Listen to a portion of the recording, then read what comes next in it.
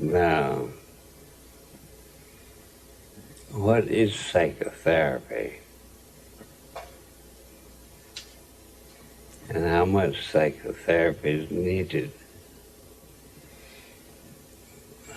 The case that comes to my mind occurred when I was 10 years old. One summer morning, my father sent me to the nearby village on an errand. As I approached the village, some of my schoolmates saw me and rushed to meet me and tell me, "Joe is back." I didn't have the slightest idea what they meant by "Joe is back." And they very promptly informed me of everything that their parents had told them. Joe was an only child, a son of a farmer. At the age of 12, he was so aggressive, so combative, and so vandalistic that every country school had expelled him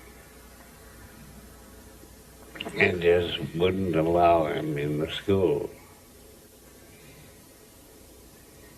And Joe had soaked the cat in kerosene and the dog in kerosene, set them on fire. He twice tried to burn down his father's barn and house.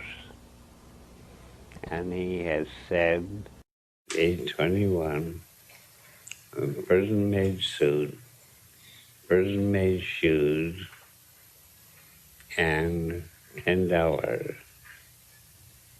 Of course, he headed for Milwaukee, not far away. There, very shortly, he was arrested by the police for armed robbery and burglary. And was sent to the Young Men's Reformatory at Green Bay, Wisconsin. He served every day of that term. And Green Bay almost always gave good time and short sentences. With Joe, he served his full time. And they released him. Joe went into the town of Green Bay, committed some felonies, was arrested and sent to state prison. There, Joe manifested his dislike of the place. He was 6'3", very powerful young man. And so the warden had him sent down to the dungeon, or in other words, to the hole. The dungeon is 8 feet by 8 feet by 8 feet. Floor is concrete, it slopes toward the front of the dungeon. There's a gutter. Door, a roll-down door, thick wood. When I went into the dungeon, she was like soundproof and lightproof. And in the basement, along with a dozen other dungeons, a small hole in the bottom of the door, by which they slip a tray of food in, sometimes a bowl of water and bread, usually plain prison fare. And Joe stayed in the hole 1 month. Ordinary prisoners who serve a month's time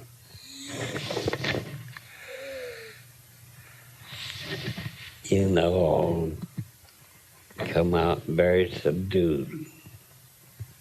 Nobody likes to be shut up in the hall. It has no sanitation, provisions, total darkness. And once a week, a hose is inserted and the hole is washed out for sanitation purposes. 1 whole month of that, and 1 month is enough to tame anybody except Joe. Joe came out and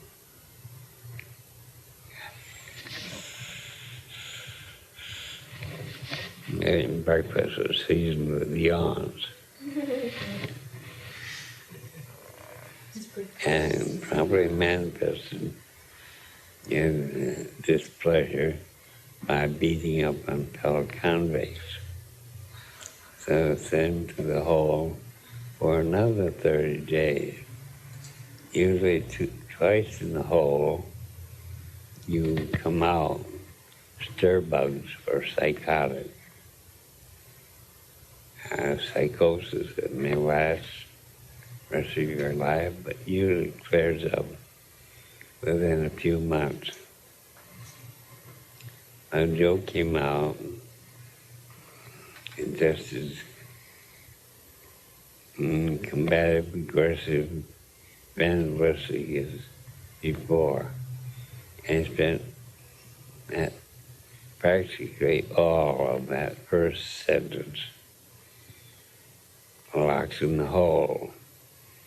And for exercise, 2 guards as big as he, one to the right 10 feet, one to the left by 10 feet, would take Joe out for a walk in the prison exercise yard. The guards were doubled so that they could protect each other. And walking at night alone with 2 guards was his only exercise. After his first term was over, Joe went into the village of Milton and committed a few more felonies. And was promptly arrested and sent back to prison for a second term, which he also served in the hole. At the expiration of that second term in state prison, he came to the village of Lowell, where his parents used to shop. There were 3 merchants there. I arrived in the morning, 4th day of Joe been back. He spent the 3 previous days sending cash register each of the 3 stores, mentally totaling up days monetary take. And each of the stores had been burglarized, and everybody knew Joe did it. There was a motorboat on the river that goes past Lowell, and that had disappeared. And everybody knew that Joe did it. And Joe was 6'3", very well built, a very handsome man. And the 4th morning, the classmates and I gathered around him. He's sitting on a bench under a store awning, staring into space. My schoolmates and I formed a semicircle around him, staring bug-eyed at a real live ex-convict. And Joe was staring into space. 2 miles from the village lived a farmer, his wife and daughter. The farmer owned 200 acres of rich Dodge County farm land, free and clear, and plenty of buildings on it. And he and he had to have a hired man help him work the farm. And that particular morning, the hired man had received word of a death in the family, so he told the farmer he was quitting, and he probably would not return. And so the farmer knew he had to look for another hired man. He had a daughter, Edie. Edie was an 8th grade graduate. She was 5'10", broad-shouldered, very strong, and she could do as much work as any hired man in the countryside could do. She could butcher a hog, plow a field, pitch hay, corn, grain, do any kind of work. But she was also one of the most excellent cooks in the entire neighborhood. And she was also famous as a dressmaker. She liked to make dresses for little kids, and she made all bridal gowns, and she was always sewing something, and she was extremely popular everywhere. And the community felt very disappointed. And Edie was well educated, a charming girl, heir to a large farm, so accomplished in everything a farm wife could be accomplished in. But they all thought that Edie was too choosy, and she was raised as a hopeless old maid. Well, that morning, Edie's father was on an errand. Carried out, and he sent Edie to the village on that errand. Edie tied up her horse and buggy, came walking down the street. Joe looked at her curiously.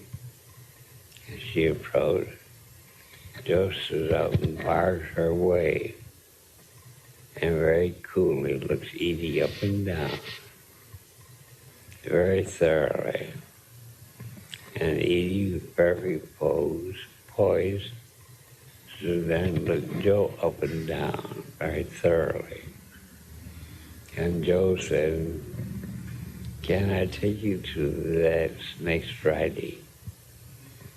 And at that time in the community, the village of Blow gave a Friday night dance in the town hall. It was a major recreation for the community, and everybody attended. And Edie replied to his question by saying simply, "You can if you are a gentleman." Everybody watched because that encounter between Joe and Edie became fairy gossip for the community. On Friday evening, Edie drove in, tied up her horse and buggy, and entered the town hall. Joe was waiting for her. Much to the ire of all the young men there, Joe danced every dance with Edie. And Joe was too big. The reputation says no one wanted to challenge him. And the next morning, all three merchants found their stolen goods in boxes in the front door. A motorboat had been returned, and Joe was seen walking down the highway in the direction of Edie's father's farm. As we learned later, Joe applied for the job of hired man. Edie's father, who knew about Joe, said, being a hired man is hard work. You work every day of the week, from sun up to long after sundown. You work on Sundays except Sunday morning. You have time off for church. There are no holidays, and you work 7 days a week, sun up to sundown. And it pays $15 a month. And I'll fix up a room for you in the barn. In that area, weather in the winter gets down to 35 degrees below zero. And you can eat in the kitchen with the family. And Joe took the job. Everybody shuddered, wondering what would happen to Edie, her father, and her mother. Within a few months, every farmer wished he had hired Joe. Joe was a perfect hired man. He never seemed to get tired. It never seemed to be too much work. And Joe was a very enthusiastic hired man. So a year passed, and then a frightful buzz of gossip ran over the community one Saturday evening. And the buzz of gossip was Joe was taking Edie out for a buggy ride on a Saturday night. And that was standard procedure for courtship in that community at that time. And so the rumor went, Joe was sparking Edie. And next morning, another word of gossip. Joe was seen taking Edie to church on Sunday morning. And that really made it official, because a young man sparking a girl, if he was serious, took her to church every Sunday. Within 3 months, Joe and Edie were quietly married. Joe moved out of the barn into the main house, and he kept on being his father-in-law's hired man. Joe and Edie had no children. They liked children. Fate denied them any. And Joe, a silent, hard-working man, thoughtful, considerate,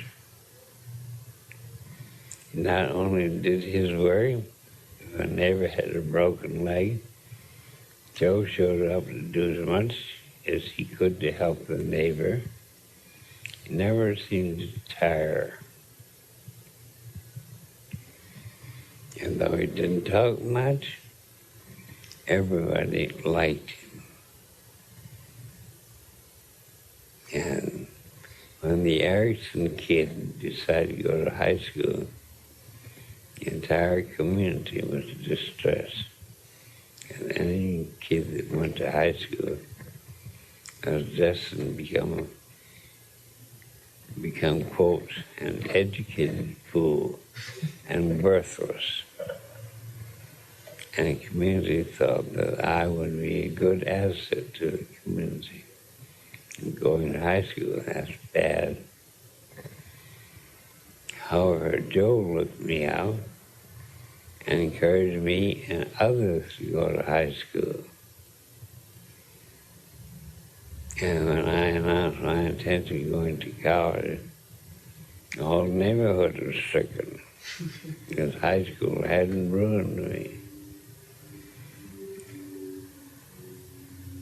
And Joe, however, encouraged me to go to college and encouraged others. And as a result of that, someone as a joke added his name to the school board ballot.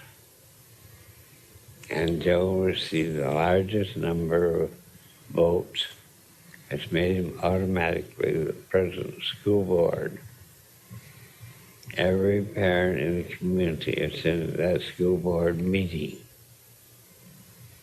And Joe got up and said, "You folks elected me president of this year's school board, and I don't know nothing about school. But I know that all you folks want your kids to grow up, be decent. And I think the best way is to send your kids to school and hire the best teachers and buy the best things the school needs. And don't yell about taxes." The result of that speech was Joe was re-elected school board repeatedly. Now in college, when Joe found out I had a job as state psychologist to work my way through medical school, and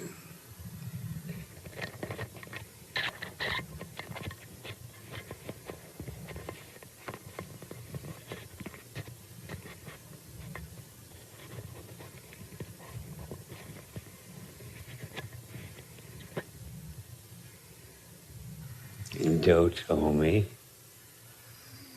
as long as you got that job, you'll be visiting Waukesha, young men reformatory in prison. And each place is an old record you ought to read. So I knew Joe was giving me his permission for me to read his old records. I read them. And the record at Waukesha was very, very bad. During the years he spent there, he spent most of his time in a strong room, built out of planks. And Joe beat up on the other inmates. He wouldn't cooperate learning baking as a trade or taking advantage of any training, and demolished several strong houses. And young man reformatory, Joe had manifested his dislike of being locked up and starting riots in the mess hall, throwing away food, breaking dishes, picking fights. So they finally resorted to locking him in a cell, occasionally letting him exercise in the company of a body of guards. And the state prison, I learned his record there. Even went down to the dungeon. I assure you, in just 5 minutes in that settled my desire for any experimental curiosity. It's a horrible place.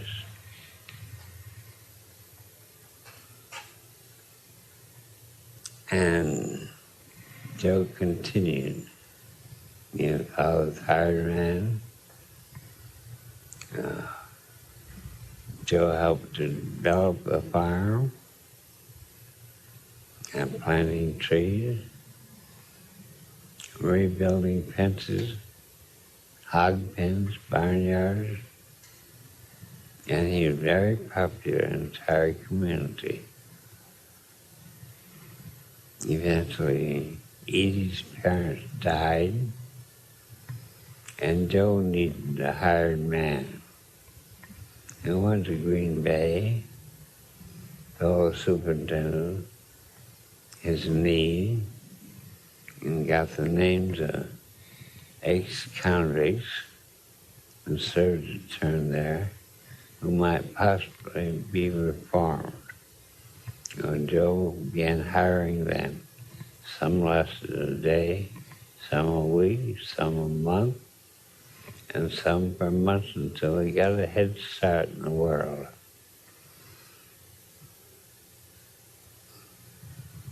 And Joe grew older, and so did Edie. And they are a most respected couple. Joe died in his 70s of natural causes. Edie died a few months later. Now, Edie had inherited the farm, and the question of the will interested everybody. The will provided the farm could be sold in total, or it could be sold a small farm, the extra land being sold off to neighbors who wanted to buy it. And all the money would be turned over to a trust fund administered by a bank and the superintendent of the Young Men's Reformatory. And the money doled out to promising ex-convicts who seemed willing to make good in society, and they received help as long as they deserved it. And so even after death, Joe helped in rehabilitating ex-convicts.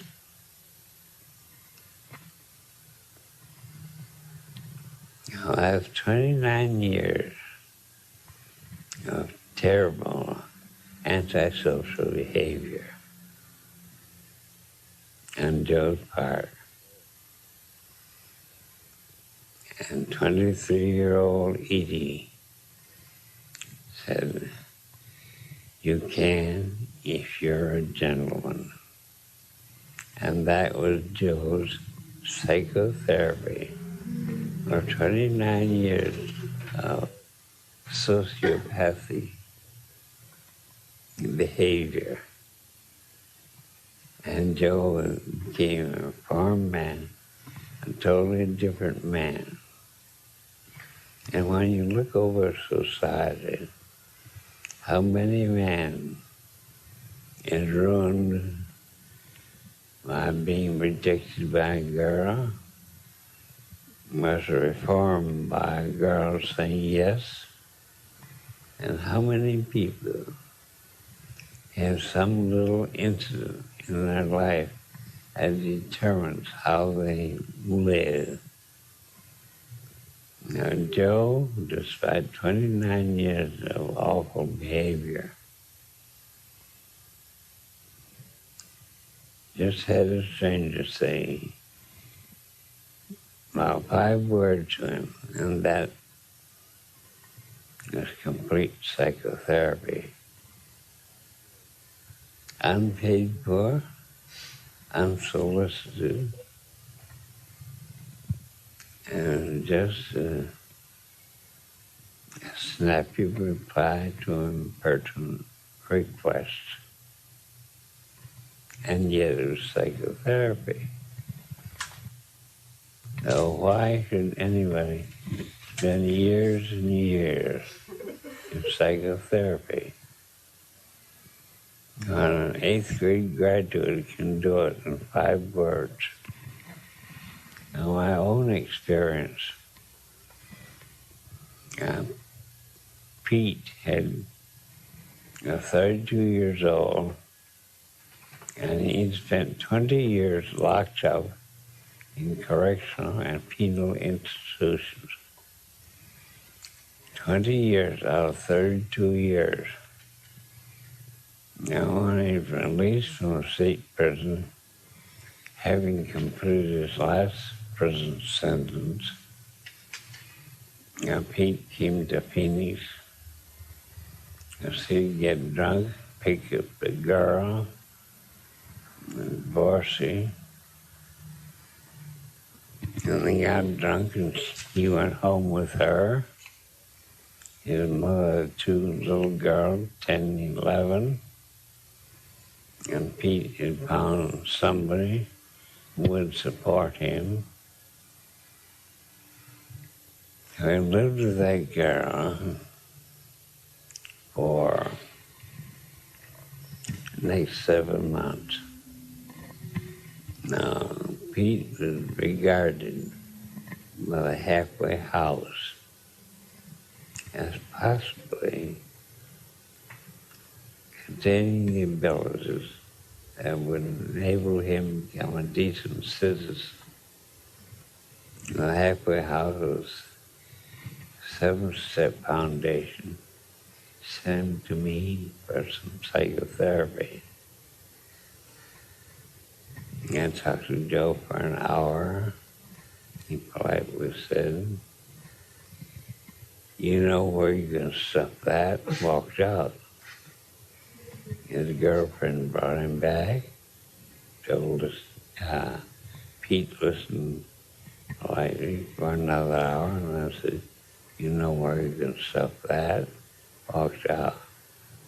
Now, 7 months. Pete was supported by that girl, had a steady job. Every evening he worked in taverns for drinks as a bouncer. As soon as Pete got drunk, he started fighting. And he usually did so much damage in his fighting at tavern after tavern, discharged him. At the end of the 7 months, his girlfriend got tired of his morning hangovers, his crosses,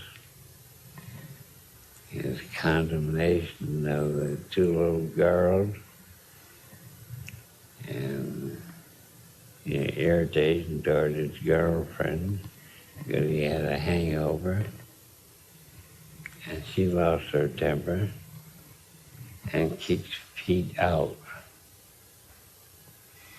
Pete went around to all the taverns and begged them to hire him. And told him, "Pete, you do too much damage when you get drunk. We don't want you." He went back to the girlfriend's home and begged her for a second chance. And she said no emphatically. No. After Pete had said that he didn't want any more psychotherapy from me, his girlfriend came to see me.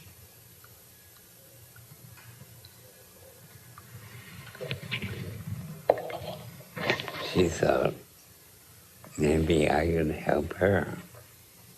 During the discussion, she expressed irritation with her children, 10 and 11-year-old girls, and she expressed an impatient hope that the two brats would grow up faster and get out on the street and earn their own living. When I asked her if she really meant she wanted her now to grow up and be prostitutes walking the streets, and she said it was good enough for me, it's good enough for them. She knew I didn't seem to approve, so she walked out of me. After Pete realized that she'd really kicked him out, he walked the 6 miles from her home to my office. In July, temperature was 109 degrees, and he had a beautiful hangover.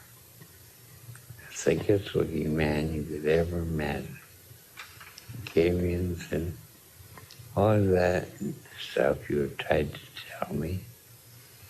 I told him And in the hour, after listening to me patiently, Pete said, "You know where you stuffed that?" Walked out. Went back to his girlfriend's home, begged her for another chance. He said no. He re-canvassed the taverns, and they all said no. So Pete walked back to my office.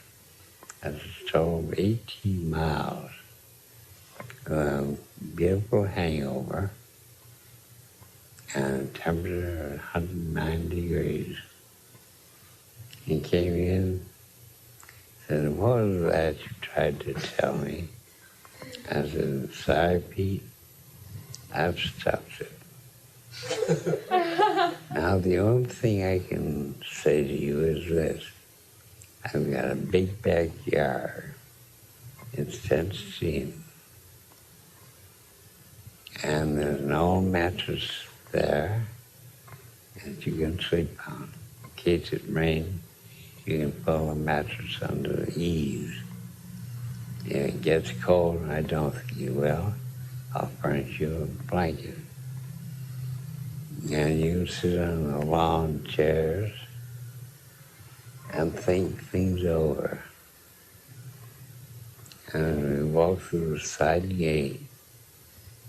I said, "And if you want me to confiscate your boots so that you won't run away, you'll have to beg me to." And he didn't beg me to. I didn't confiscate his boots. Now that day, my daughter Christina came back from Ann Arbor. And she was interested in going to medical school. She brought with her a 15-year-old granddaughter of mine. And I drove into the carport and saw Pete, nude to the waist, sitting on the lawn chair, thinking and feeling sorry for himself. And Christina came in the house and said, "Who's that strange man in your backyard? Nude to the waist, who looks so miserable, and with a great big scar on his chest." I said, "I don't know anything about the scar, but it happened to be Pete, one of my patients. He's sitting there thinking over a question of alcoholism." And she said, "May I talk to him?" I said, "Certainly, of course." My granddaughter, I bugged out of thought of seeing a real live ex-convict. Went along. Two girls went out, talked to Pete. And Pete was even lonesome and miserable and sorry for himself. He did want a sympathetic shoulder to lean on. I talked. And he told two girls his life story, much of which I don't know. And finally, as evening approached, and daughter asked him, "What would you like for dinner tonight, Pete?" Pete said, "I'd like a pint, but I'm sure I won't get that." And Christina laughed and said, "No, you won't get a pint, but I'll get you a nice dinner." Christina, gourmet cook. She went all out to give Pete a nice dinner.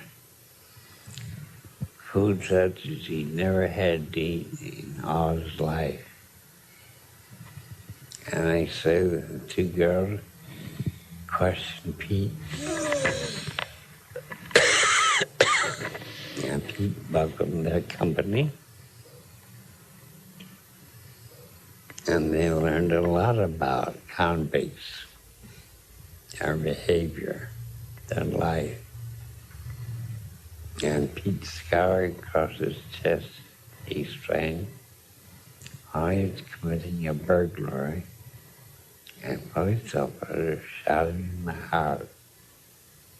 He was rushed to an emergency morgue and did open heart surgery on him, extracted the bullet from his heart and sewed it up. And my daughter, trying to go to medical school, insisted there must be something wrong with his heartbeat, its cardiac function. And Pete said his heart was as good as new. And Pete, because he talked to granddaughter, my daughter, got gourmet breakfast and dinners every day. On the fourth day, Pete asked my permission to go to his girlfriend's home. He explained he had an old junker of a car standing in her driveway, and he was sure he could fix it up and sell it for $25. I had no right to keep Pete in my backyard. I knew he was an alcoholic and a criminal. I couldn't keep him there legally, so I gave him permission. And Pete, later that evening, came home, came to my backyard, $25 in his pocket. He said he picked up the car and sold her. And he had the $25 he showed to me. Next morning he asked me permission to go out and look for work. He came back with 2 job offers. One, wrangling horses, a job he liked, but not regular, as a low pay. The other was a hard factory job, steady, well paid. So Pete said he'd like to have another night in my backyard to think things over. Next morning he asked me if he could go to work at the factory job, explaining the $25 he had in his pocket would pay for a cheap room he could live on. Hamburgers, hot dogs, pork and beans, until his first paycheck came in. To my knowledge, Pete has been sober, hard-working for 5 years now.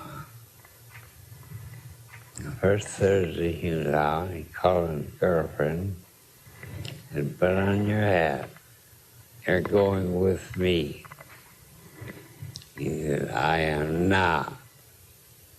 What made you think you're going to take me somewhere? And Pete said, you're going to go with me even if I have to carry you the whole way. And she said, where do you think you want to take me? Pete said, we're both going to Alcoholics Anonymous. You need it as bad as I do. So they both began attending AA regularly.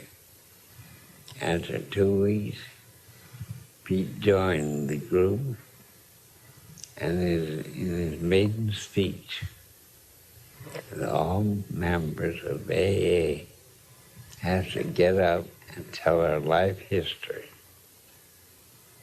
As part of the ceremony of joining AA, and Pete got up for his maiden speech and said, any old bum No matter how drunken, how worthless he is, can get sober and stay sober. All he needs is a backyard launching pad.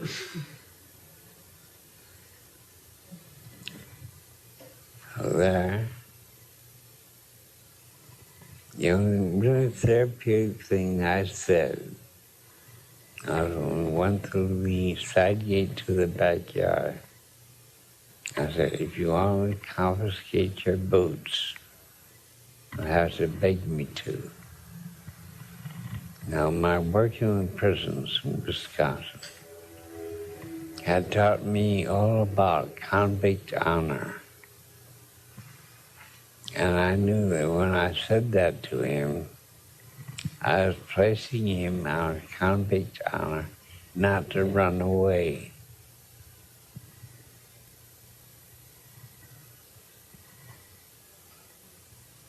Now, how much psychotherapy do you need to do?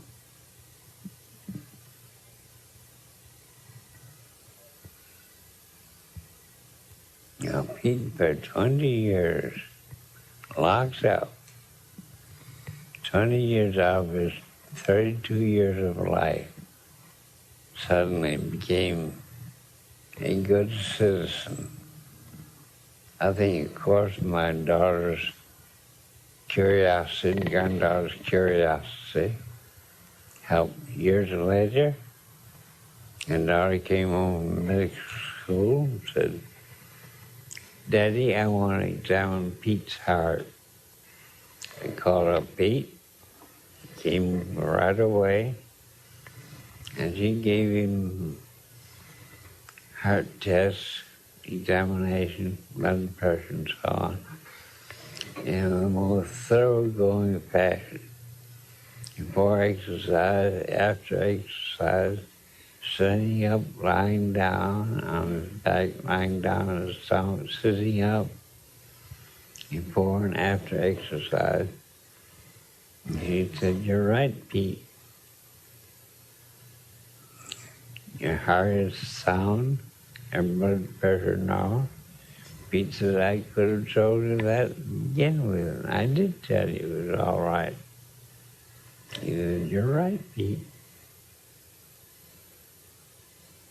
In the bedroom wall there hangs a picture of the buffalo dancer, an Indian picture.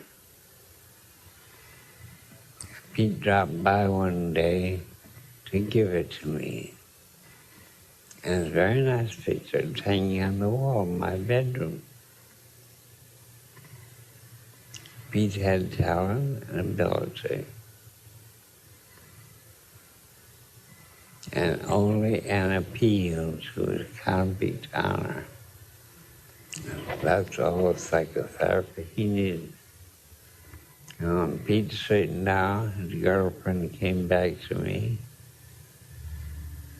for a couple of interviews, and now he just can't wait for her daughter to get through high school so she can send them to business school so he can get secretarial jobs.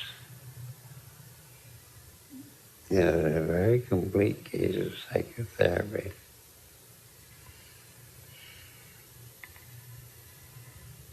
I didn't try psychoanalysis, guitar, transactional analysis, existentialism, ESC, or anything. I just gave him permission to use my backyard as a thinking place.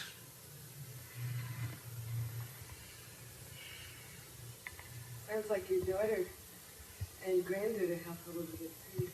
Oh, I enjoyed every morning I came to the office. He did something to say to me. He told me my daughter and granddaughter didn't belong on this earth because they were so unlike any girls he had ever met in the past. It just don't belong on this planet. And of course, in the backyard,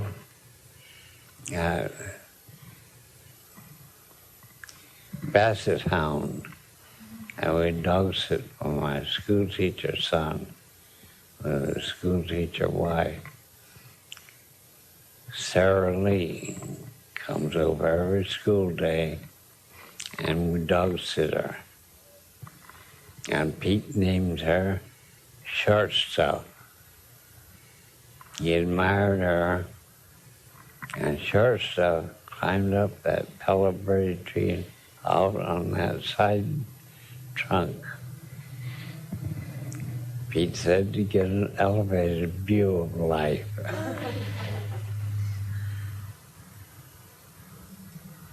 And he really did admire that basset hound. And Shortstop is always enthusiastic about everything she does, and she does like to be petted.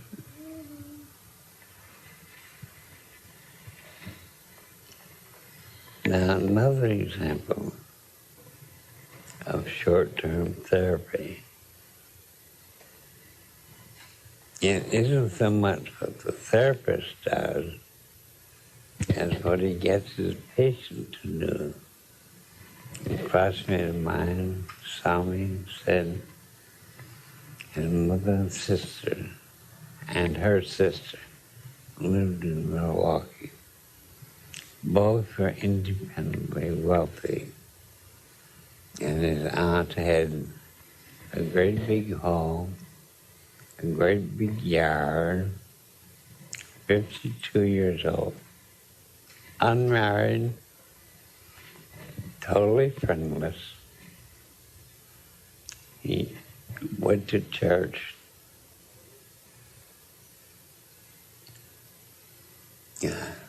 Regularly. He sat by herself. He didn't speak to the Episcopalian minister. He didn't speak to any of the parishioners. And he went to church on every possible occasion. She had a housekeeper and a maid who came in each morning, did the housework, prepared the meals, washed the dishes, and then in the evening left. Housekeeper bought supplies, paid the yard man, and keep the yard looking beautiful. And that woman lived alone in a great big house. And my classmate told me my aunt had been profoundly depressed for 9 months.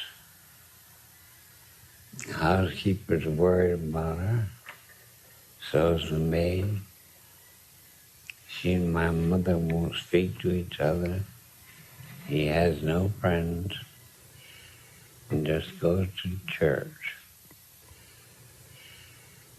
She likes me. She can't stand too frequent visits from me. Once a year is about all she can take. And I'm worried about her. Now, on one of your lecture trips to Milwaukee, will you look her up and see if you can do anything for her? One evening I rapped at her door. Housekeeper and maid long departed. I identified myself and demanded that I be given a tour of the house. And she passively agreed. I went from one room to another, inspecting, hoping I'd find something and I could use. And in the sunroom, I saw 3 African violets in full bloom, different colors. And in the 4th spot, I saw that she had planted a leaf. Because African flowers are propagated by planting leaves.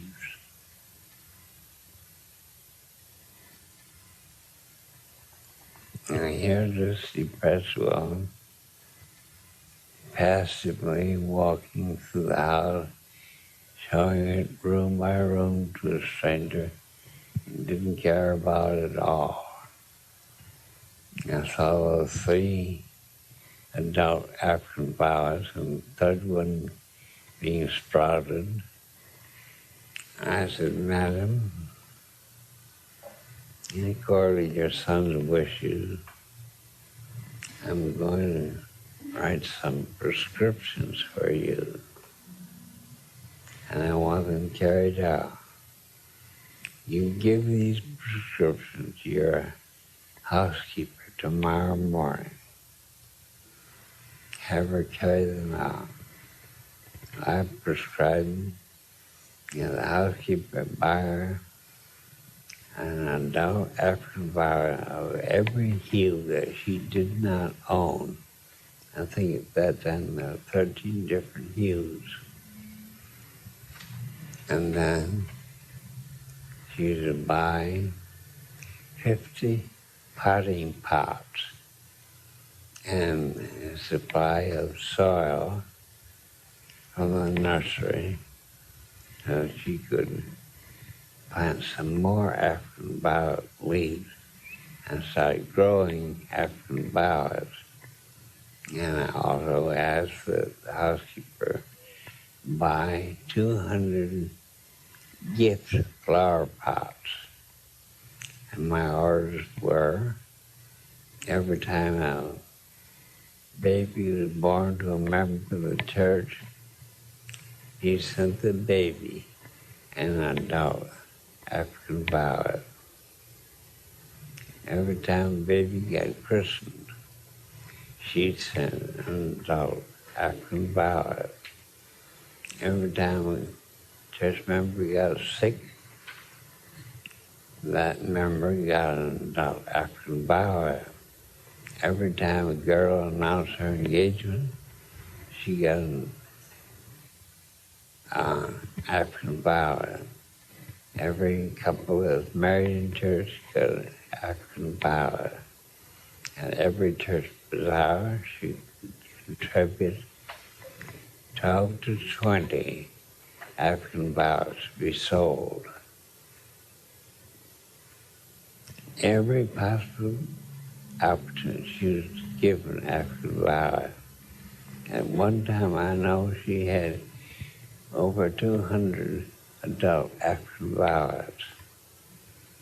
Now, I was thinking she had really accomplished something. You kept a single African violet plant alive and full bloom for 3 years, and they are the tenderest of plants, and they will die of the faintest excuse. Light has to be just right. The amount of water given them just right. And taking care of 200 or more African violets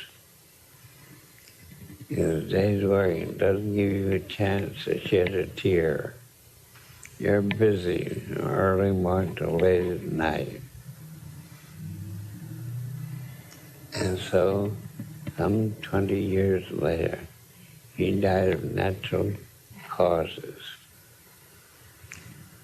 With an endless number of friends, the African violet queen of Milwaukee.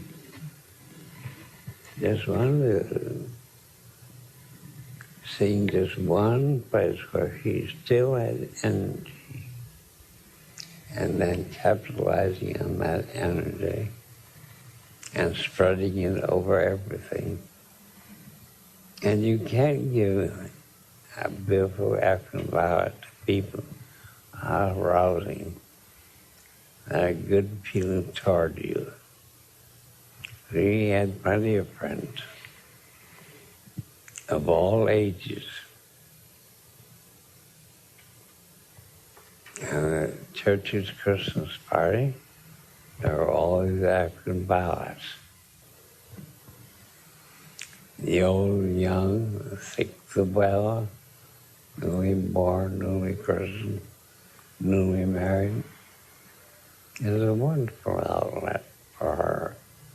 And she really didn't have time to feel depressed. I saw her only once.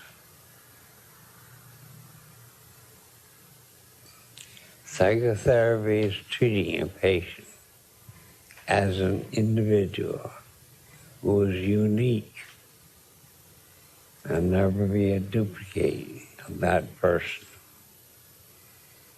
And you use the uniqueness of that person. That person possesses a lot of unknown qualities. I discovered she liked African pilots. I promoted a liking that she already had. Now another African pilot episode, not African pilots were involved. A rancher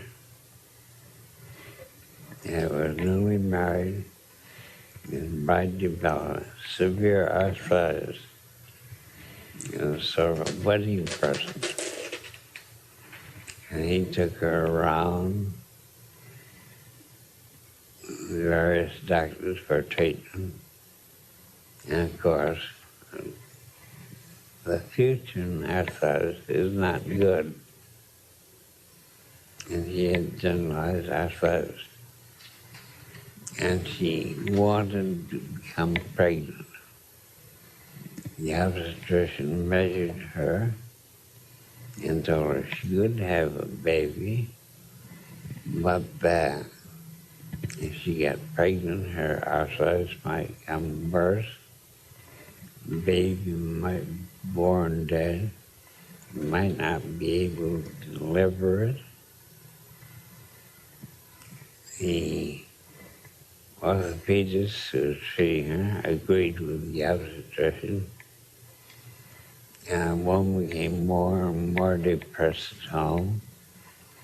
And the rancher began putting knives, and Anthony committed suicide out of reach. And his wife was more and more depressed, took her to psychiatrist who suggested electric shock, insulin shock. And we asked him about the results of the arthritis. Our comments were not favorable. And the choice between straightening his wife's mind out and damaging her body. He didn't want either. He finally brought her to me. I listened to her mournful story. I told her, well, apparently, getting pregnant is the most important thing there is in your life. It may make your arthritis worse. The obstetrician's right. You may not be able to deliver the baby. In that case, a cesarean can be done.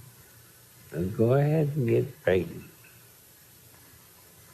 So she took my advice very gladly, got pregnant.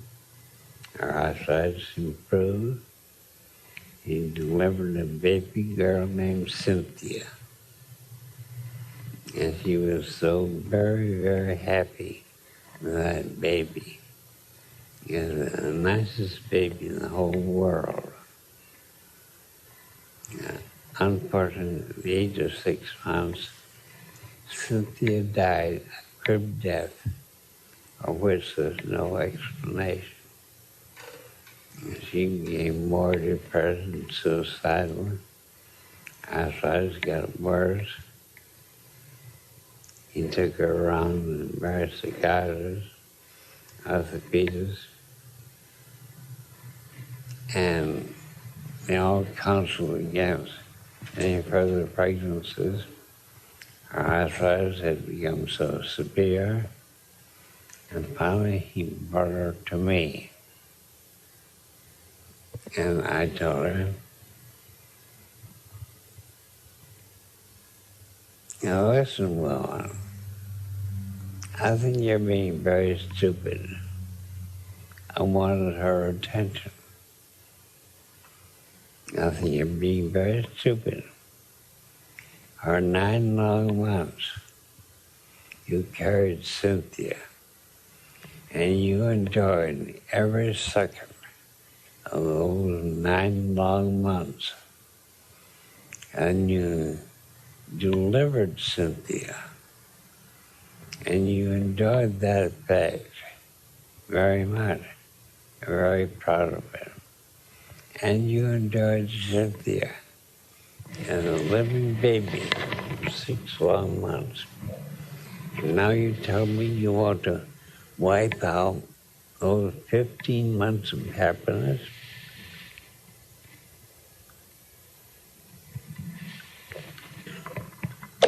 I think that's a stupid thing to do.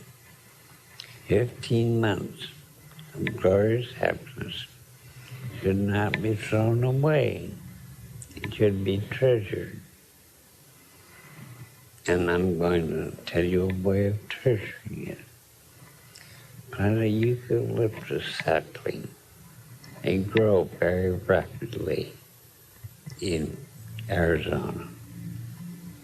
And you name that eucalyptus sapling Cynthia. You look forward to the day when you can sit and crochet and knit in the presence of Cynthia, in the shade of Cynthia. I went out a year later. I see her. Cynthia was growing very rapidly. Her arthritis was greatly improved. And he took me around, showing me her flower beds. Her flower beds were larger than this whole building. And her arthritis was very much improved. And she had devoted her life to growing flowers, blossoms, different kinds, in different seasons. I went home with an armful of sweet peas. And she still had her memories. 15 long months of very happy memories. Why do any more therapy with her? She had a purpose in life. She was growing more flowers than she could use. I got an armful. I didn't inquire how she disposed of other flowers. She was a very generously natured woman. I think she's supplied a lot of people with flowers.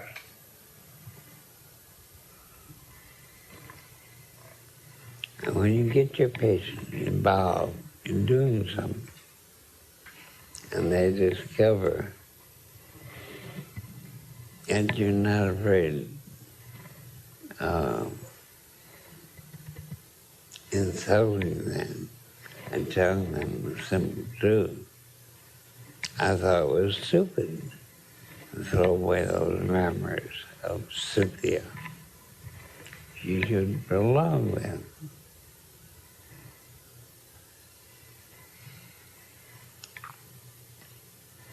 I think short-term therapy can be extremely useful. But you have to make that short-term therapy useful to the personality.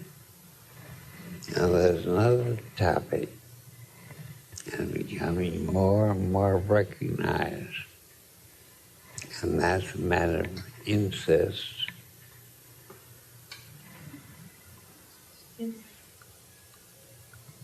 And I treated a patient or conditioned successfully.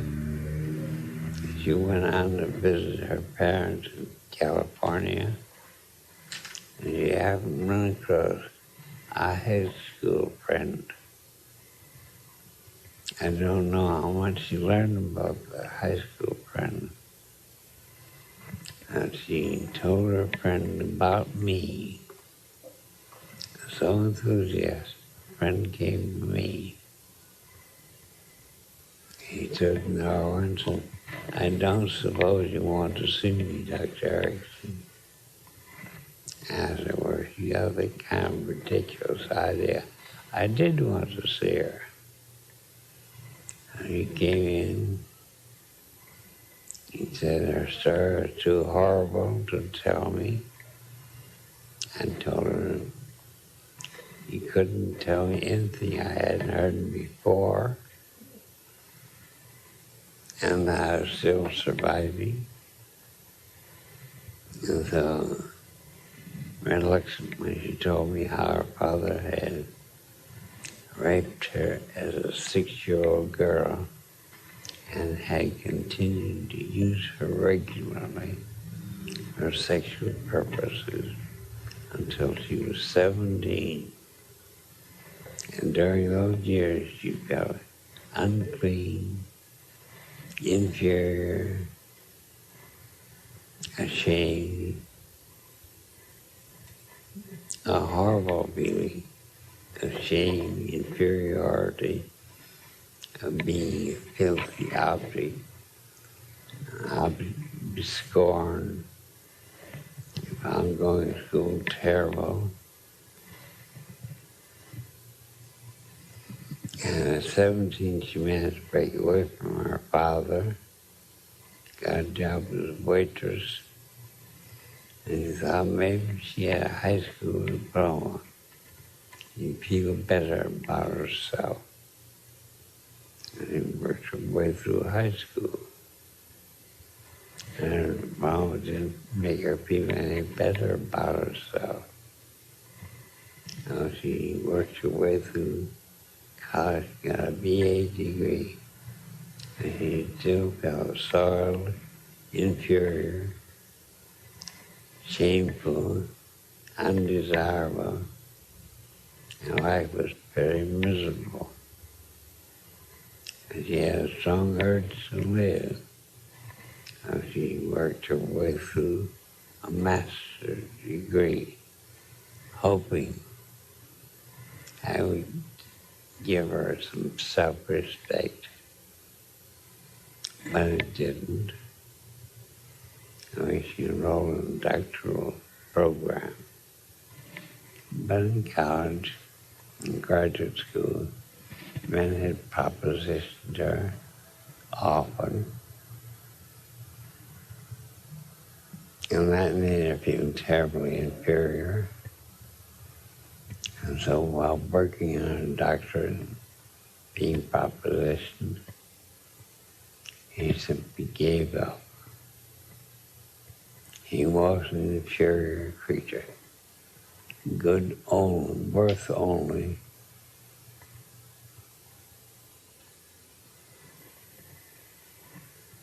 to satisfy men's sexual desires.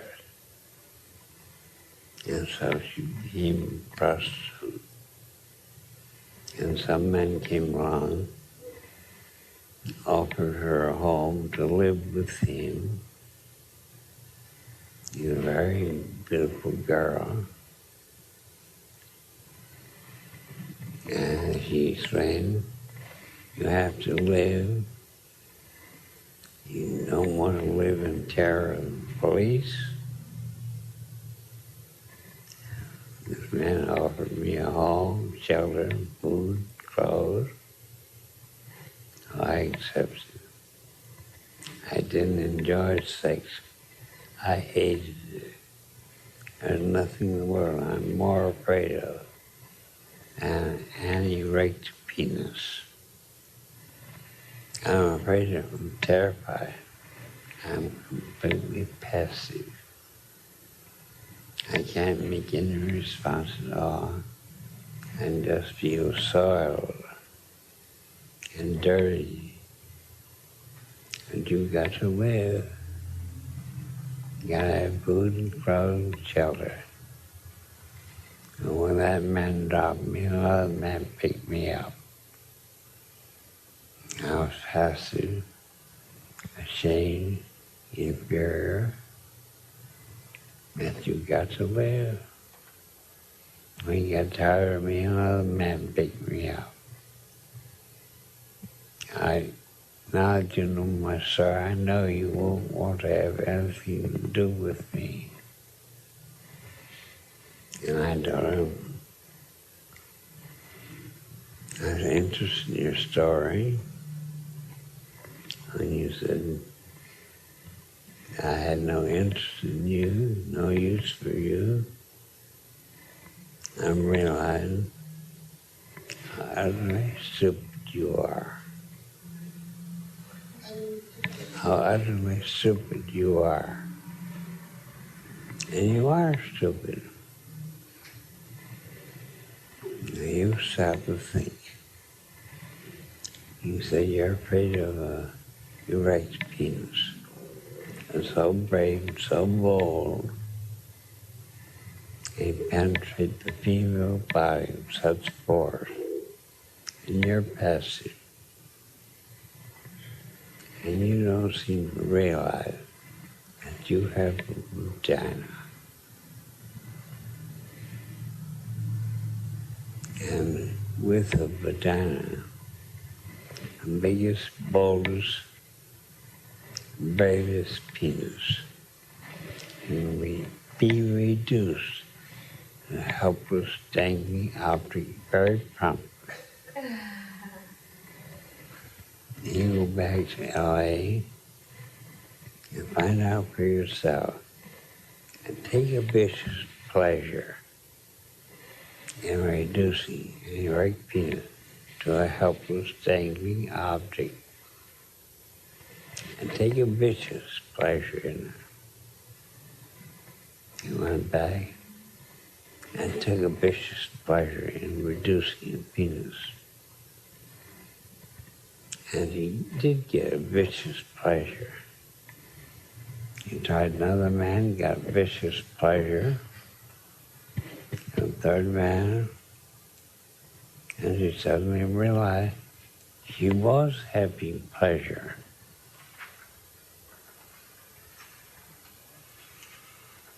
And she realized there was nothing inferior about her.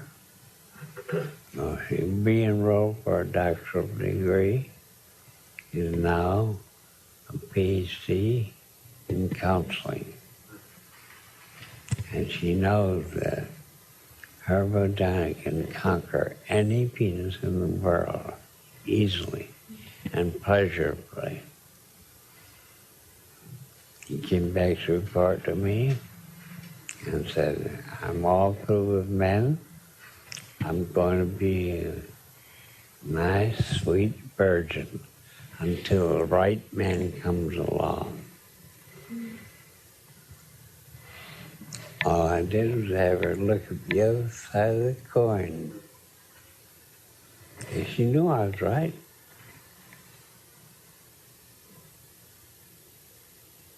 And I told her I have a vicious pleasure, because that made pleasure sound bad.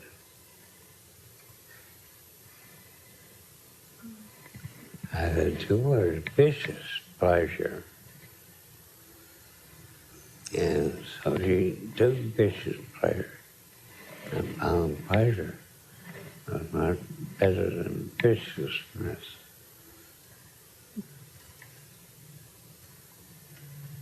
So why don't people think about things in reality as they are?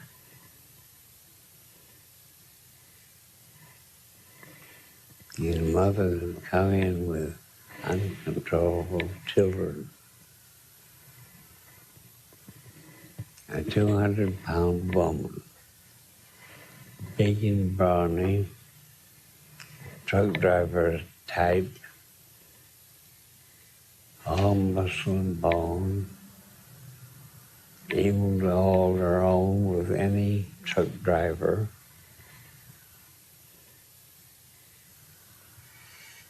And get pregnant and give birth to a 6-pound baby. The uterus is the strongest muscle in the human body. A 200-pound woman, all muscle, and pound on that 6-pound baby for 10, 20, 30 hours in giving birth. And that 6-pound baby and live through 10, 20, 30 hours of pounding, and is pounding, and live. And why does anybody, any grown woman say, I can't handle this 4-year-old child? She ought to realize she's bigger, she's older, she's stronger, she's smarter, she's had more experience, and she can throw the kid to the floor and sit on him until he gets to the light of day. And in the collection papers, I wrote up the identification of a secure reality.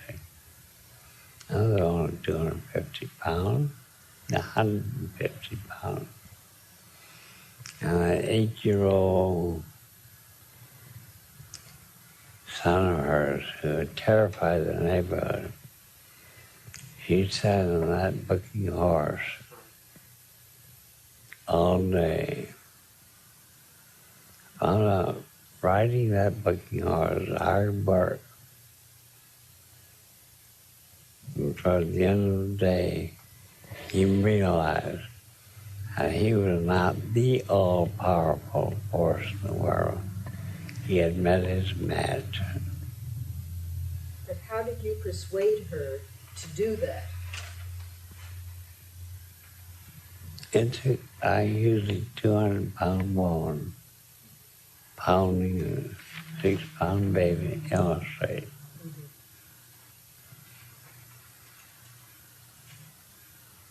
And so she sat on him for half an hour while he wheeled and squirmed and tried to get loose. She would know she's in a battle,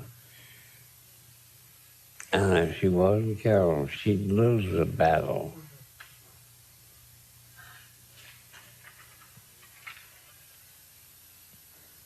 But he found out now there is a secure reality.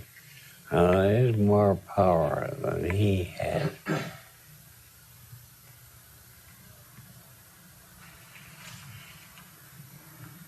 Now the question comes up, how do you make patients develop rapport with you? Yeah. A patient should have a faithful attitude toward the therapist. And many a patient comes in antagonist. Now what do you do? My teaching is, whatever the patient brings in, use it. And don't be afraid to use it. Now, Jim, a very idealistic young man, his high school sweetheart, a very highly idealistic girl. And they were looking forward to getting married. And the Vietnam War came along, and Jim was drafted. He went to Vietnam in a non-combat unit. He had his back broken, his spine severed, in a truck accident. He shipped back to the Veterans Hospital. And as a result of that broken back, Jim suffered from convulsions of pain at about the average of every 5 minutes. He had a violent convulsion of pain, night and day. All the nurses felt sorry for him, so the doctors. And they told him they'd build up him physically and operate on him and relieve his pain.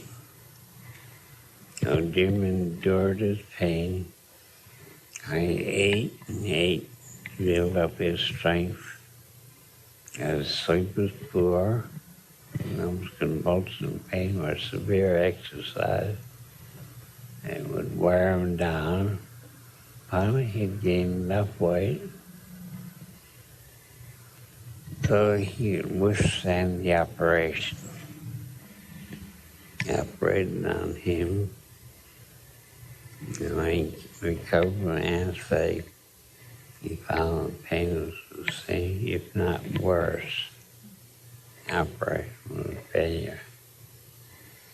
And you can imagine how disappointed Jim was and how disappointed his sweetheart and Gracie was. Because Gracie had insisted on marrying him as soon as he came back. And that self-sacrificing idealism, surgeon built up Jim's courage, and he underwent another operation to cure his pain. He came out of anesthetic. He found he had as much pain as ever, or perhaps more. And he had all of discomfort occasioned by the operation. And Jim and Grace were pretty angry about that. The chief surgeon took them in his common with his medical and surgical books and gave them full details on the third operation, which might leave Jim in pain. And Jim and Grace were hard to convince. The surgeon was very kind and very thoughtful and very dedicated. And finally, Jim was built up for a third operation. But either Jim or Grace heard something about hypnosis and me. And told the surgeon before the operation they were going to see me about hypnosis. And the surgeon, being very concerned about them, has gone to his office.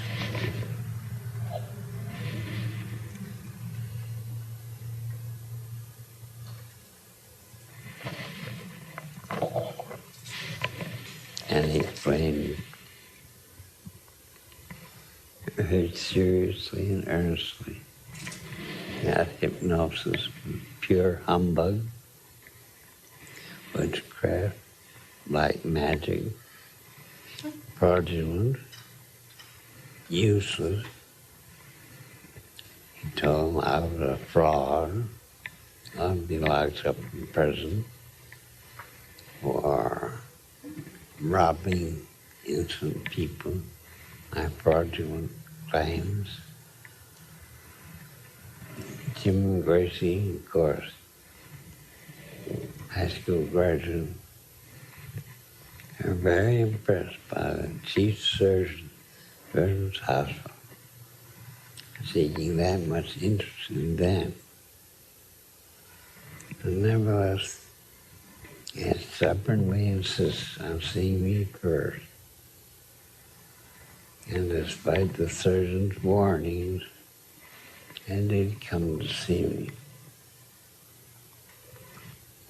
As Grace pushed Jim's wheelchair into my room, looks on their faces, hostile, resentful, a little bit of hope, a lot of fear, anxiety, distrust.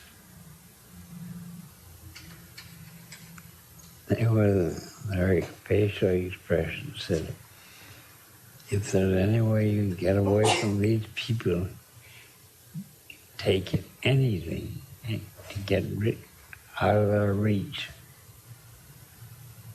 And they were so desperate, so hostile, with only a little bit of hope on their face.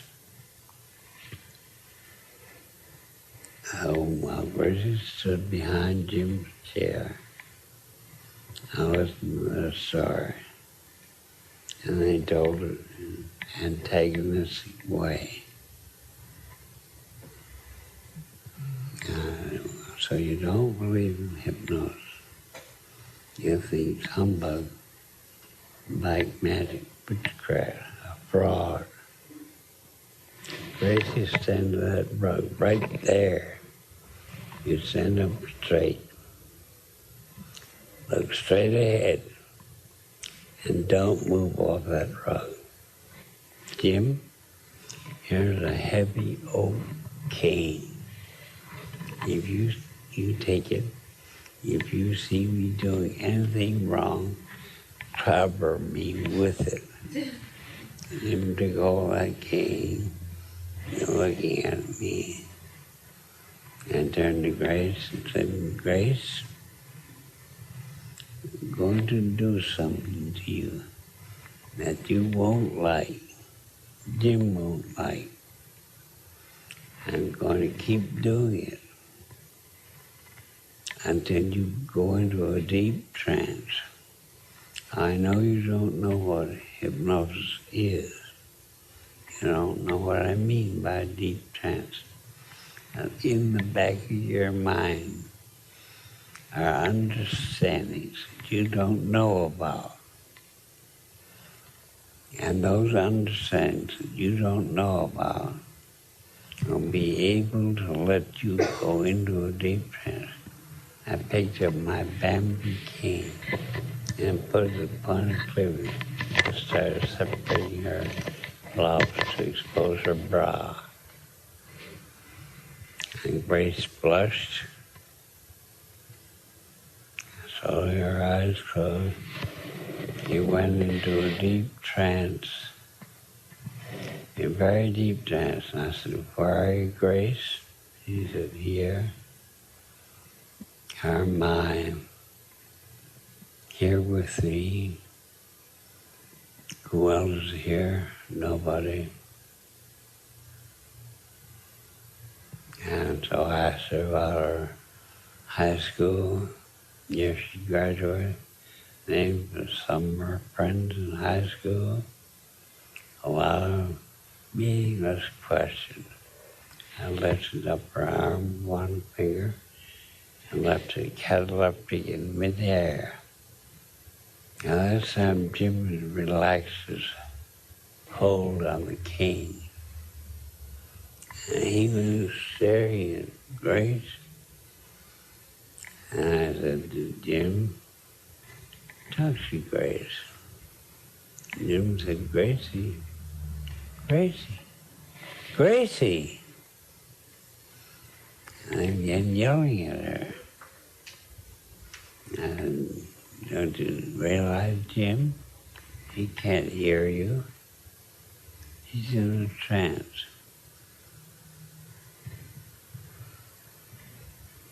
And then I lowered Grace's arm to her side, told Jim to lift her hand. Jim tried to, and Grace was not reproving. He kept her hand where I told her it should be. And then I told him to lift one finger, put it down again, one finger. At that time, Jim was a believer. I said, Grace, open your eyes, remain asleep, and walk from that rug over there to that chair and sit down in the chair and close your eyes and continue in the trance. Continue a minute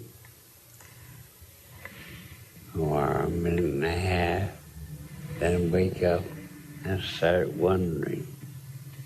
He said, he said, what's happened? I was standing over there. How did I get to this chair? Jim said, you walked. He said, I did not. I was saying that rug. How did I get here? You walked. I did not. I was saying that rug. How did I get here? And Jim realized that he had no memory, no understanding. And I said, Jim, I've been taking things slow and easy.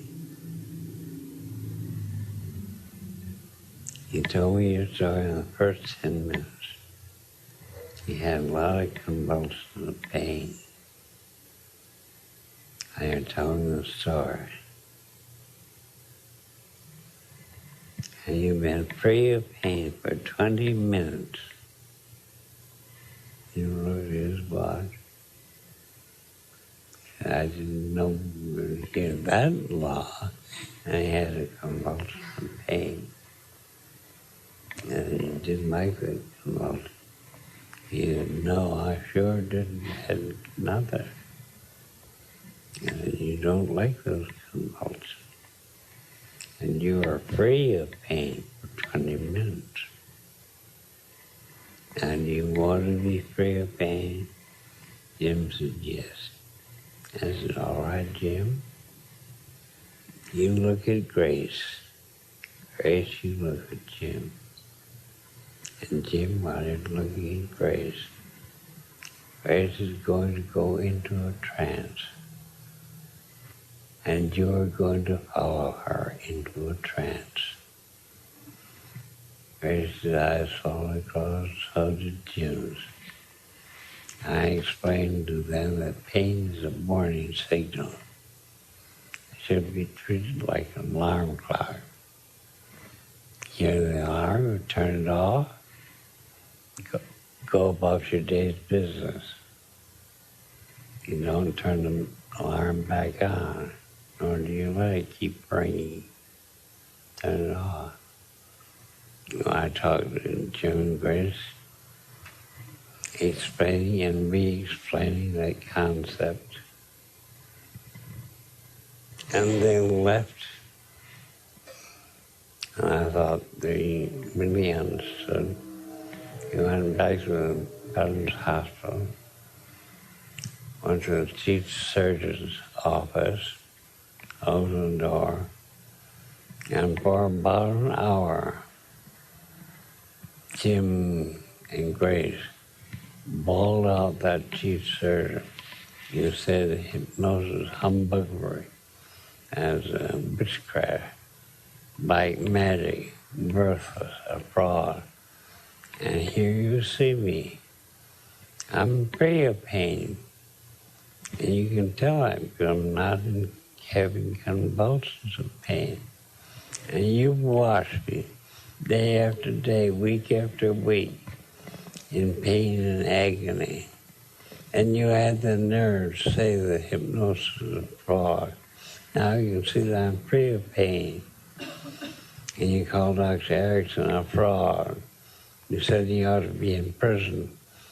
And 1 hour I spent with him has done me more good than all the weeks I've been here and the 2 operations I've had here. And Grace and Jim took out their anger very thoroughly, verbally.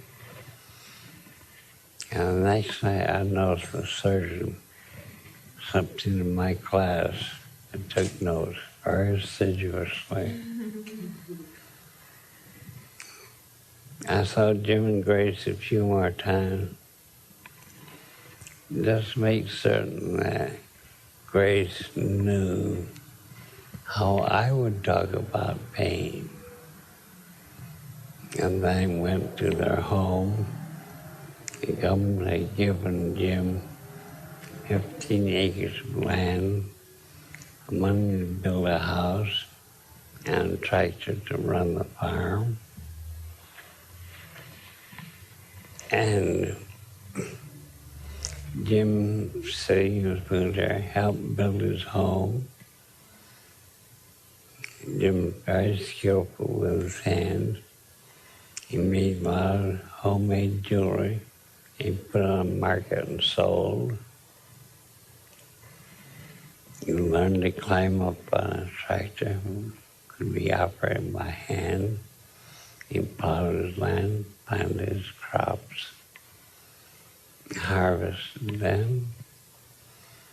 And at first, every 2 months, he'd come up, because his parents in the Army had been, for a certain condition, you get booster shots. He'd come up saying, I think it's about time for a booster shot. I don't want that pain to return. I put him in trance along with Grace, and then I began stretching their visits to 3 months and the 6 months. I began using the telephone. I gave booster shots over the telephone. And finally I realized that if the occasion arose, they would call me. Jim fell off the tractor and broke his hip. He called me from a hospital and said, "No, a good orthopedic surgeon. I've got to have my hip repaired." I told him. Jim went through the operation. Later, he broke his leg in 4 places. Those were operated on, patched up. Jim didn't have any pain. And Jim and Grace wanted to have a baby. Grace got pregnant 6 times and miscarried each time the first 2 months. Our obstetrician and consultants advised Grace, "We don't think you can carry a baby to term, and we would advise that you adopt one." And they wrote to me. I sponsored the adoption.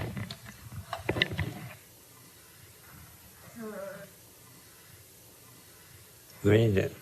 Award of Honorary Grandparents is bestowed on Dr. and Mrs. Milton Erickson by Slade Nathan, son of Jim and Gracie, in honor of Slade's adoption anniversary, September 12, 77. Sealed and approved with a special stamp of approval.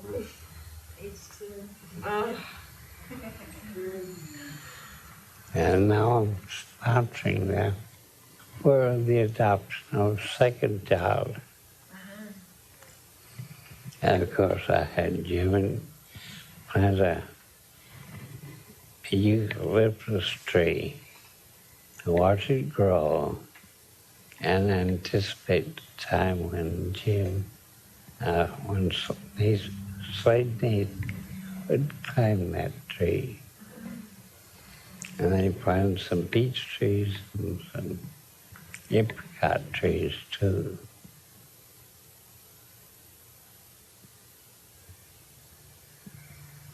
I think that's a wonderful keepsake.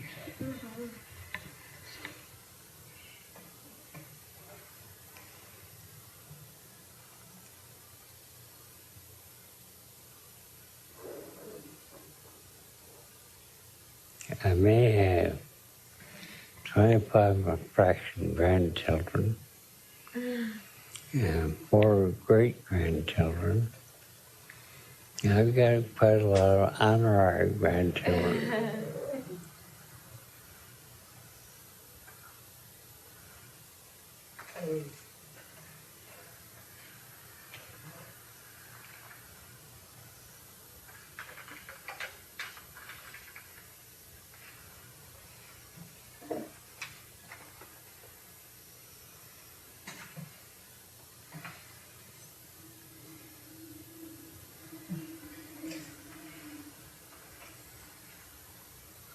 Dr. Erickson, I don't understand why the pain went away.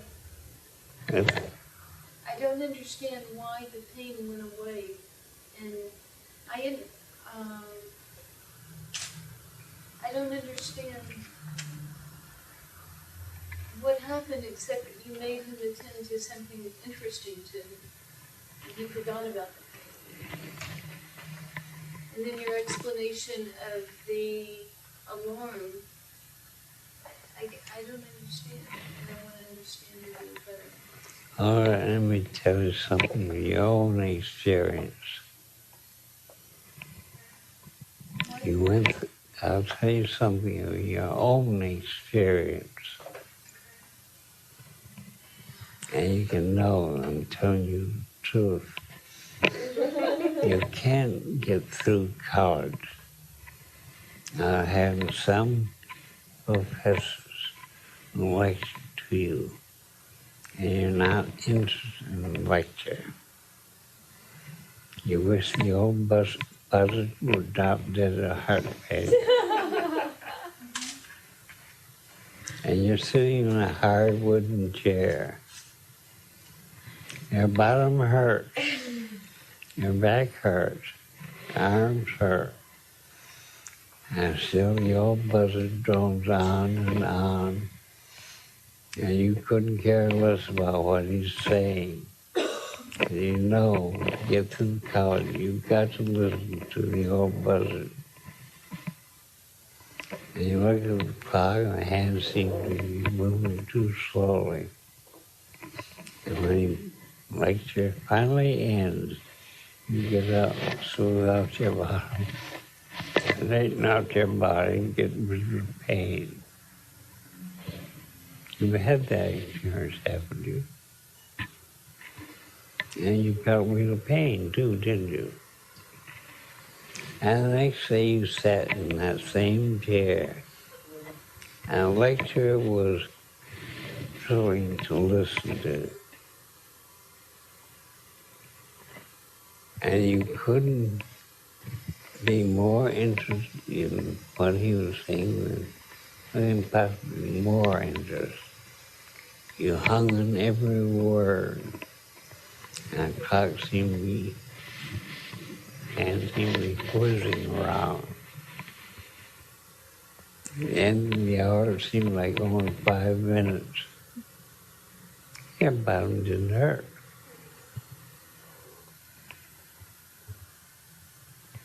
When your attention is misdirected or directed elsewhere, you don't feel pain.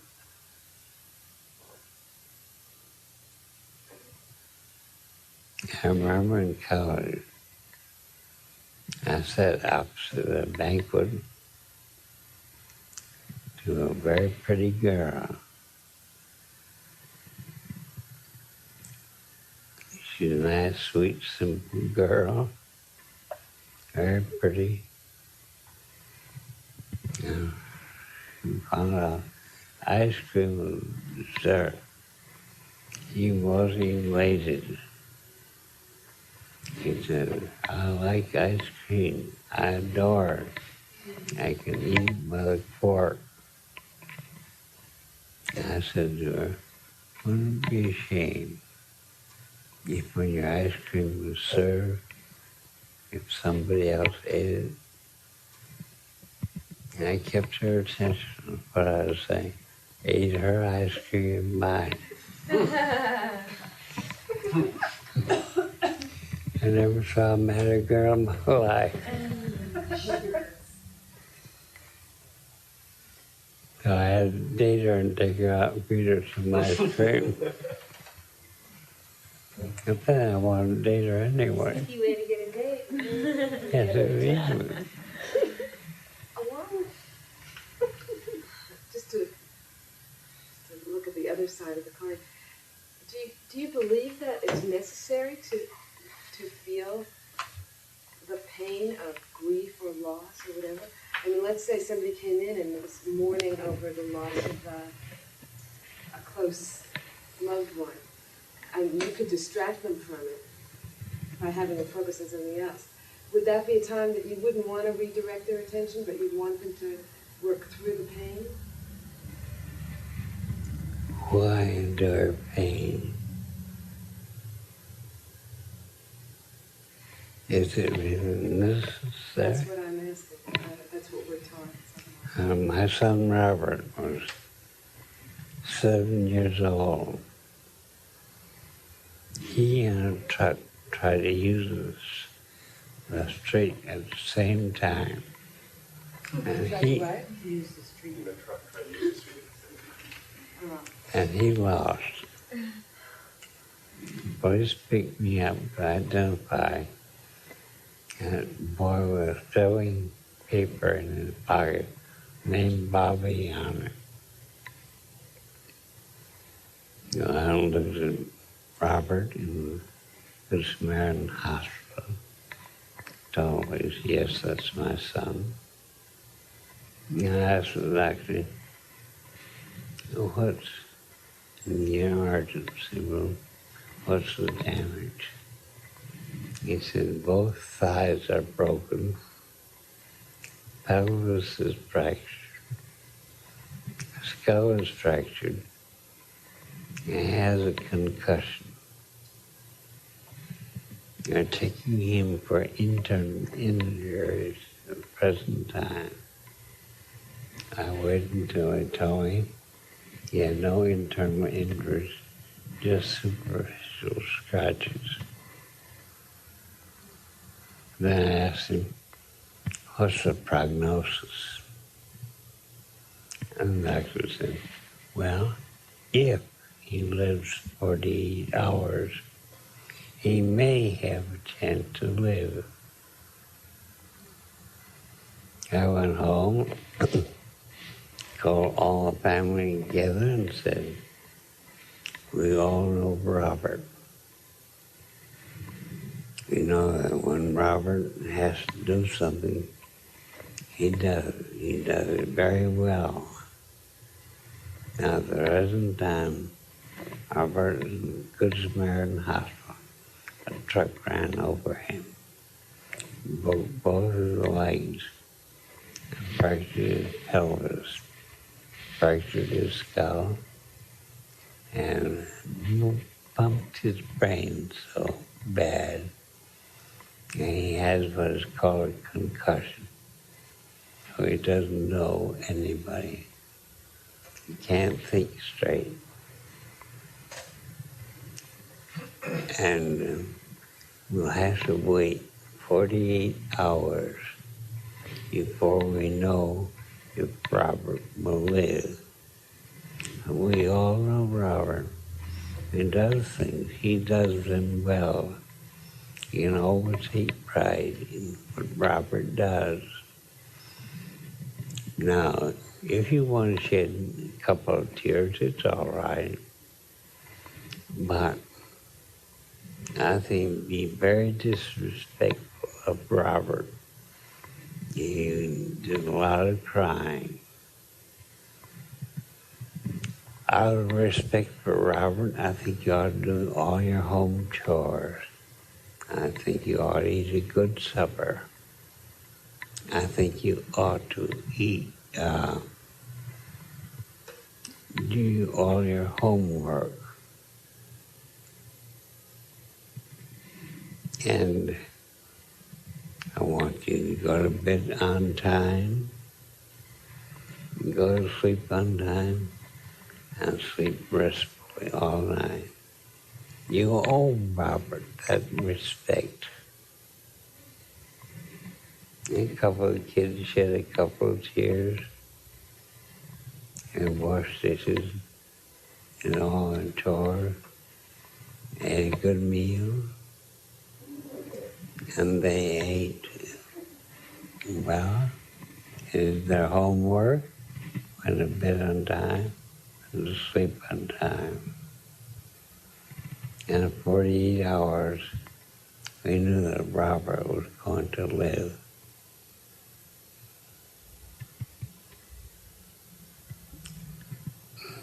I told them all that we ought to leave Robert alone in the hospital where he had a very hard job. Had him that is getting well. We went over and visited him to take a lot of his energy. And he needed that energy to get well. I didn't know my wife would slip over the hospital every day. I'll get and sit down quietly by the bed. Sometimes Robert would turn over and turn his back to her. Sometimes he'd tell her to go home. Sometimes he'd ask her a question or two, and then tell her to go home. He did whatever he told her to. You sent Robert plenty of presents. He always had the nurse deliver them. He never gave anything personally. I'd go into the nurse's station and look through the window of the nurse's station so I could see how Robert was getting along. Robert didn't know I was there. Now, the accident happened on December 5th, and Robert came home from the hospital in a body cast late in March. Such a man who brought him in the house almost dropped him. And Robert was very excited. As he brought him in the living room, Robert said, "I'm so glad I got parents like you. Never once did you come to the hospital. And all the other poor kids, our parents came every afternoon and made them cry. And then they'd come every evening, make the poor kid cry again. And on Sundays it was awful. I just hated those parents who wouldn't let their kids get well." Does that answer your question? Yeah, during my internship, I took the temperature, breathing rate, pulse, an hour before patients received their visitors. An hour after the visitors left, I took their pulse, respiration, and blood pressure. Every time the patient had a visitor, he had a rise in temperature, a breathing rate became exaggerated, and blood pressure increased. I made up my mind then, if I ever had children or a wife in the hospital, I wouldn't visit until I knew it'd be safe for their blood pressure, their heart rate, their breathing, their temperature. And patients in the hospital need to use their strength to get well and not to make their relatives who are well and healthy feel better. What did you say to your son? How did he understand that you're not coming to the hospital? Did you say to him that he needed the strength to get better? Well, 7, Robert, reasonably bright. And you can see how parental visits made all the other kids on that ward cry. Are you saying saying that you never saw him for 3 months, 4 months? I looked at him through the nurse's station. But he had no contact with you, no conversation with you at all. Oh, when his mother came in, sit down beside him. His mother, she was there, but not you. Robert said, go home. And she went home. Okay, what if Robert had expressed a wish for you to be there? He said he wanted you there. Would you have been there? I would have visited him and told him very briefly and clearly, in small boy language, why I didn't like to visit him. What would you have said? I explained to him, now I've come to see you, your heart is beating faster, your blood pressure is higher, and breathing faster. You're using up a lot of your strength to talk to me, strength you ought to put into your broken legs. What about visiting him and using some of your hypnosis on him to help him get better faster?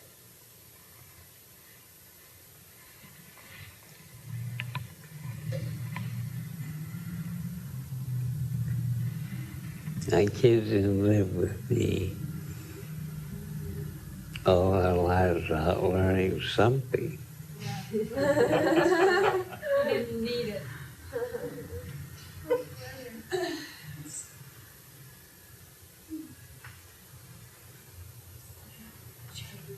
I taught the kids the importance of pain, the importance of physical comfort. For example, when Roxana scratched her knee,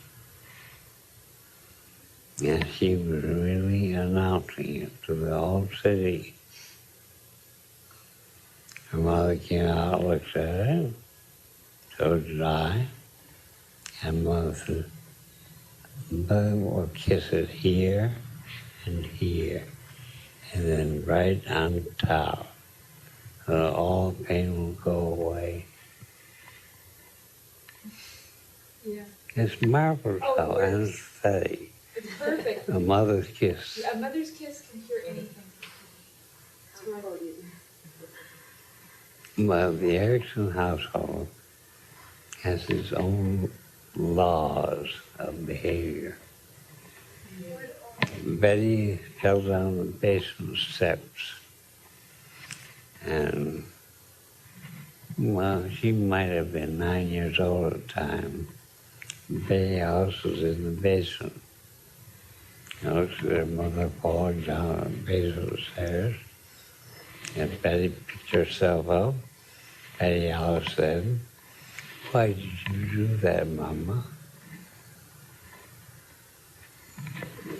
And Betty explained later, for a moment I felt intense rage. That's how humorous it was. And I laughed about it.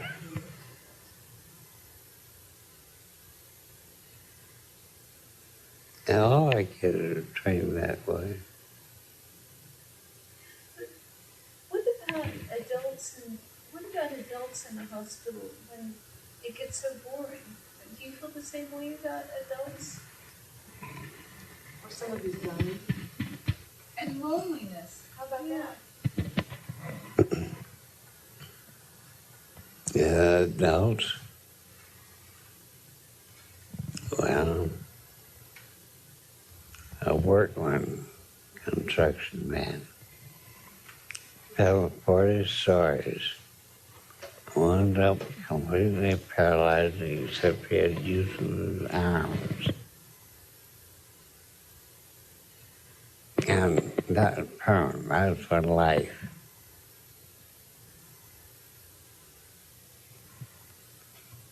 And you wanted to know what to do about his painful situation. I said, there isn't what you can really do. You can develop calluses.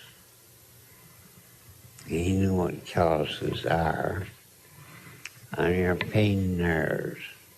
That way you won't feel a pain so much. Life will be very boring. So have your friends bring you cartoons, comic books, and they also furnish you paste and scissors. And you make scrapbooks of cartoons and jokes, funny sayings. You can really amuse yourself thoroughly making those scrapbooks. Every time one of your fellow workmen lands in the hospital sitting in a scrapbook, so you made I don't know how many hundred scrapbooks.